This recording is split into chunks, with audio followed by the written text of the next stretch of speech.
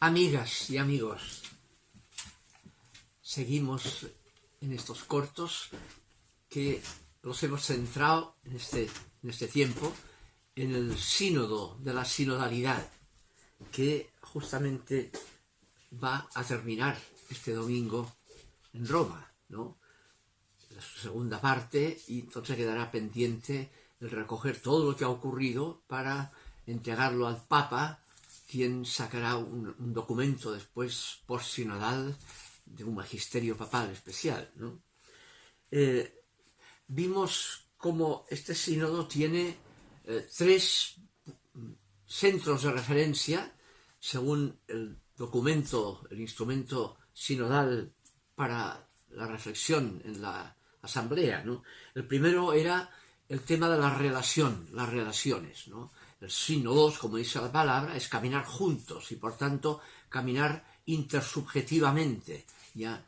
Porque Dios es relación, la Iglesia es relacional, no es poder que somete, sino que es relación, es fraternidad relacional. Es el primer aspecto que vimos, ¿no? El segundo aspecto son los itinerarios o los caminos, cómo realizar ese carácter relacional, qué caminos hay que seguir para practicarlo realmente, ¿no?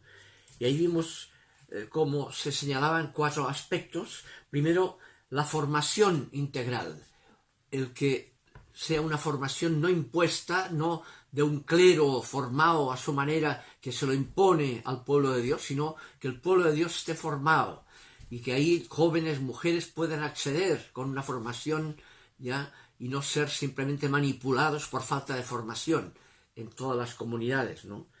La importancia de la formación. Eso permite también el criterio para discernir los signos de los tiempos, discernir en qué camino hay que seguir como pueblo de Dios, con una formación adecuada para asegurar buenos criterios de discernimiento, ¿ya? Luego el tercer aspecto era la toma de decisiones, que también tiene que ser compartida, no puede ser impuesto desde arriba, sino que tiene que ser sinodal, que la toma de decisiones haya sido dialogada y sea una conclusión de ese diálogo, a veces en forma dialéctica propia del diálogo, ¿no? Pero dialogado. Y finalmente el tema de la transparencia, ¿ya? Tiene que ser transparente y eso significa con conclusiones, ¿ya? Que den cuenta de la cosa y que pueda ser evaluado, ¿ya? Transparentemente, sin camuflar, sin que el pueblo de Dios transparentemente acceda a esas conclusiones, ¿no? Ese era el segundo aspecto. Y el último aspecto que queda para hoy, ¿no? Como final, es el carácter propio de los lugares propios de la Iglesia. Los lugares, que marca el contexto y las culturas diversas que lo comportan, que la forman, ¿no? Los lugares, ¿no? Evitando esa localización, es la concreción en lugares distintos, que evite la mera universalidad teórica, ¿no? Es una sola iglesia, no, es una sola iglesia ubicada en diversos lugares, plural, diversa, y que no se disuelva esa pluralidad en una uniformidad, y además manipulada desde arriba, sino que sea un conjunto de comunidades que forman esa iglesia en relación. Eso marca un cambio de la concepción de la base local donde clásicamente se ubicaba la iglesia, que era la parroquia, ¿no?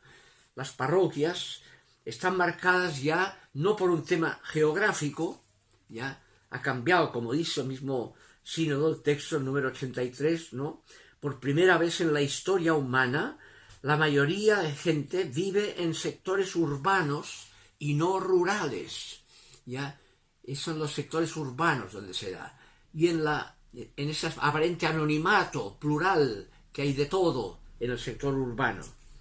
Es ahí donde se juega, en esa urbanización se juega y debe moverse la iglesia sinodal, la pluralidad, sin perder la referencia de que es la iglesia de Jesucristo, ¿ya?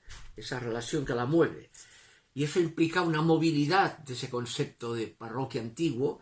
La movilidad está formado por muchos refugiados, migrantes, el tema de la gente de la calle, migrantes de la calle, ¿no?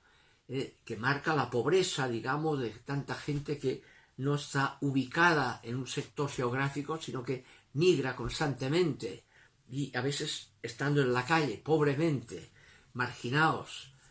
Entonces, esta iglesia de los pobres tiene que constituirse también con la gente que es el prototipo de la pobreza, que es sin un lugar fijo, que tiene que moverse y cambiar porque no tiene un lugar fijo, ¿no?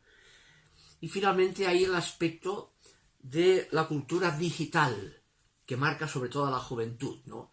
En que la conexión y la relación y la forma de ubicarse funciona por las redes, ¿ya? Y hay muchas amistades, muchos grupos que se forman por una cultura digital, por las redes, más que por cercanías físicas o geográficas, ¿no?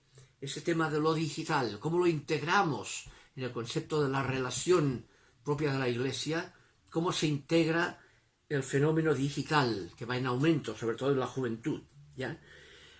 Por todo eso, el sínodo llama, en su proyecto, digamos, debatido, llama a una reforma de los lugares propios de la Iglesia, ¿ya? Y para ello debe reestructurarse lo que era la base, ya desde el concilio, digamos, la base ideal, ¿no?, de la parroquia, que eran los consejos parroquiales. Cómo reubicar los consejos parroquiales para que sean consejos sinodales, caminar juntos, ¿no? Por ejemplo, el número 91 del instrumento de trabajo dirá en ese sentido, leo el texto, tengo acá, dirá: muchas de las aportaciones recibidas durante estos años para preparar el sínodo, ¿no?, consideran los distintos tipos de consejos parroquiales, zonales, diocesanos, etc., como instrumentos esenciales para la planificación, organización, ejecución y evaluación de las actividades pastorales. Con las adaptaciones oportunas podrán resultar aún más adecuados para concretar ciertos aspectos de un estilo sinodal. Son lugares para la práctica de la rendición de cuentas y la evaluación de quienes ocupan cargos de autoridad, sin olvidar que estos autoridades, a su vez, deberán rendir cuentas del modo en que desempeñan sus funciones. Sinodalmente, tienen que dar cuenta de su gestión los que están efectivamente en el cargo de la autoridad, que es potestad servicial. Por tanto, dar cuenta de ese servicio. Se trata, por tanto, dice, de uno de los ámbitos más prometedores sobre los que actuar para alcanzar una rápida aplicación de las orientaciones sinodales y generar así cambios que se podrán percibir rápidamente. A nivel de estas instancias de consejos parroquiales, en ese concepto nuevo de parroquia, ¿no?, se podrá controlar, evaluar y aplicar transparentemente eso que pide esa transformación sinodal de la Iglesia en todos los niveles, ¿no? Eso. Entonces, para ello, para que se cumpla, los miembros, dice, elegidos para estos consejos no pueden ser designados por la autoridad, tienen que ser elegidos sinodalmente, ¿ya? Sobre todo teniendo en especial cuidado la presencia de las mujeres, las mayorías de la Iglesia, por tanto, tienen que ser las mayorías en los consejos parroquiales para ser sinodal, las mujeres, los jóvenes, ¿ya?, y los marginados. En una iglesia de los pobres tienen que estar presentes los marginados también. No ser una iglesia que es paternalista con los pobres, sino que está constituida por esos pobres que la constituyen también, ¿no? Entonces, otro aspecto que señala el documento final sobre la nueva concepción de lo que constituyen las condiciones de la Iglesia y sus lugares distintos, ¿no?, es el de los ritmos. Hay ritmos distintos en cada grupo sinodal, en cada persona sinodalmente. unos por dialécticas distintas, por ubicaciones diferentes, ¿no?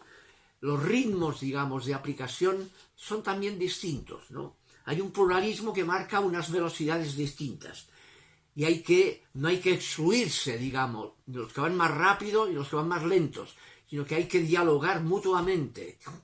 Unos tendrán que, así les permitirá acelerar más el paso y evitar enquilosamientos, y otros evitar la anarquía de una rapidez no controlada y que deja atrás a muchos, digamos, porque no pueden llegar al mismo ritmo. Esos ritmos, por tanto, que no haya anarquía por un lado y tampoco enquilosamiento por el otro, valorando además esas diferencias, ¿no? Con ritmos distintos, ¿no? Somos hermanos con ritmos distintos, así como tenemos sexos diferentes, tenemos ministerios o servicios diferentes, edades diferentes, tenemos ritmos diferentes, porque tenemos ADNs diferentes, historias diferentes. Todo eso marca el pluralismo que hay que valorar. Hay que valorar ese pluralismo, integrándolo dialécticamente, con respeto al pluralismo mismo, ¿ya? Leo el número 95, donde lo dice así: el horizonte de comunión, de intercambio de dones, constituye el criterio inspirador de la relación entre las iglesias. Dice, adoptar un estilo sinodal significa que las iglesias no deben avanzar necesariamente al mismo ritmo a la hora de afrontar cualquier cuestión. Al contrario, las diferencias de ritmo pueden valorarse como expresión de una diversidad legítima y como oportunidad para un intercambio de dones y un enriquecimiento recíproco.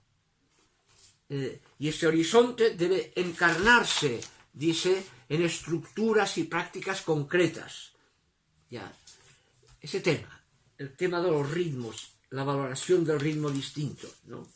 Ahora, ahí, en el número 101, pondrá sobre todo ahí, sino la importancia que tiene el obispo y sobre todo el obispo primero, el primero entre iguales, que es el obispo de Roma o el papa, ¿no?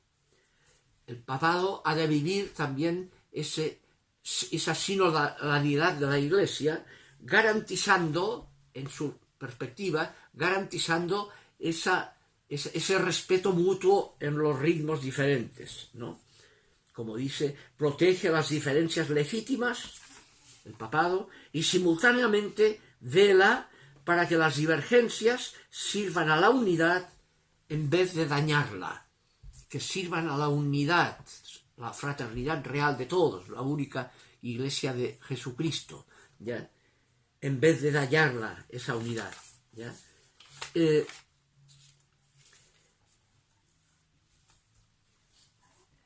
Ahora, por eso postula aquí, en los números 101 y siguientes, sigue apelando al mismo Papa el ejercicio de un papado más sinodal, en la misma línea que el Papa actual lo postula en Evangelii Gaudium en el número 32, ¿no? Cuando dice que le ayuden a la conversión del papado, lo cual implica la conversión de las estructuras centrales de la Iglesia, dice ese número 32 de Evangelii Gaudium, ¿no?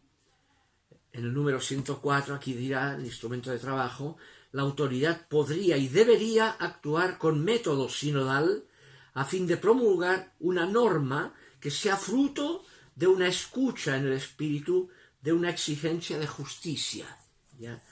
Y aquí apela ya a un tema que se ha tratado en estas reuniones sinodales, ¿no? Con un grupo especial para eso, de los teólogos de derecho canónico, ¿no? Para ver qué hay en el derecho canónico que obstaculiza la sinodalidad, qué cambios hay que introducir en las normas canónicas de la Iglesia para que esa sinodalidad que aplica la eclesiología del Lumen Gentium del Vaticano II aparezca claramente. Realmente el derecho canónico que se readaptó después del Concilio Vaticano II quedó muy corto en relación al mismo Concilio Vaticano II. Tiene muchos aspectos que son preconciliares, en que no ha integrado el magisterio supremo vigente de la Iglesia. Y eso es una contradicción a veces entre ciertas normas del derecho canónico y la teología eclesiológica del mismo concilio. A fortiori eso ahora el sínodo de la sinodalidad tiene que forzar y aportar y exigir que el derecho canónico cambien y sea coherente con lo que esta sinodalidad reclama, ¿no? En el número 105 dirá la citada la Constitución Apostólica Predicate Evangelium, ¿no? En un sentido sinodal y misionero, exige de la curia romana la puesta al día, ¿no? En la lógica de la transparencia y de la rendición de cuentas deberían preverse formas de evaluación periódica de su trabajo, confiadas a un órgano independiente, como puede ser el Consejo de Cardenales, dice, esos 8 del Papa, o bien un Consejo de Obispos elegidos por el Sínodo, que el Sínodo pueda elegir significativamente quienes controlan las conclusiones del Sínodo y la aplicación de esas conclusiones a la normativa del derecho canónico. ¿Ya? Aunque hay un grupo de estudio, el número 8, ¿no?, que está dedicado a ese papel principal, por gente más técnica, digamos, pero no puede quedarse en la tecnología de los canonistas, sino que tiene eso que realmente asegurar que ellos integren lo que son y se controle que realmente ponen en forma de norma lo que son las conclusiones sinodales, ¿ya? Ese es el tema. Y que el control de eso lo haga gente elegida o nombrada por el mismo sínodo, no una autoridad independiente del sínodo. Eso nos sirve de ejemplo por lo que pasó con el Concilio Vaticano II al comienzo, ¿no? Que había gente de la misma curia romana que ya había preparado el concilio y quería imponerlo en lugar de esperar que fuera el resultado sinodal de la reunión conciliar de los obispos reunidos. Y por suerte ahí el cardenal Léger de París objetó eso y obligó a que fuera el concilio el que decidiera lo que tenía que ser la Iglesia, ¿no? Y no que fuera una norma canónica previa, ya que solo el concilio votara aprobando esa norma preestablecida. No, no. La norma tiene que ser consecuencia del sínodo, no independiente del sínodo. Eso es lo... Bien, eso es, dice el número 107, termina diciendo, entre los frutos más significativos del sínodo, cabe destacar la intensidad del ímpetu y de la promesa ecuménica que lo caracteriza. Y los últimos números acentúa fuertemente de nuevo el carácter ecuménico e incluso interreligioso. Pone que en el concepto de lugares eclesiales tiene que tomarse en cuenta el conversar y dialogar con personas que están en ese contexto y que son de otra religión incluso, o de otra iglesia cristiana, ¿ya? El diálogo ecuménico, dice, número 108, es fundamental para desarrollar una comprensión de la sinodalidad y de la unidad de la Iglesia, ¿ya? Bien, esa es la temática. Concluye esta parte final, en los números 109 al 112, y al final dice esa expresión que somos peregrinos, sinodos, estamos juntos caminando, somos peregrinos de la esperanza. Concluye así el número 112 en la conclusión de todo el documento. Peregrinos de la esperanza. Y la esperanza es la que remite a un fundamento que la funda, que lo trasciende. No es expectativa. La expectativa no está en lo que pueden lograr los esfuerzos sinodales por su eficiencia de seres humanos, sino eso es expectativas eclesiásticas del sínodo. Pero la esperanza trasciende a las expectativas, se funda en lo que el Espíritu de Dios es, y por tanto la esperanza se funda en otro, que no son los mismos agentes sinodales. Y ese otro que llamamos el Espíritu de Dios, que está presente, actúa, sí, en la conciencia de los creyentes sinodales, ¿no? Que en la medida que actúan en conciencia, son fieles a ese espíritu que los trasciende y así los motiva para que decidan en la línea que el Espíritu de Dios quiere, ¿ya? Ese es el tema final, ¿no? Somos peregrinos de la esperanza.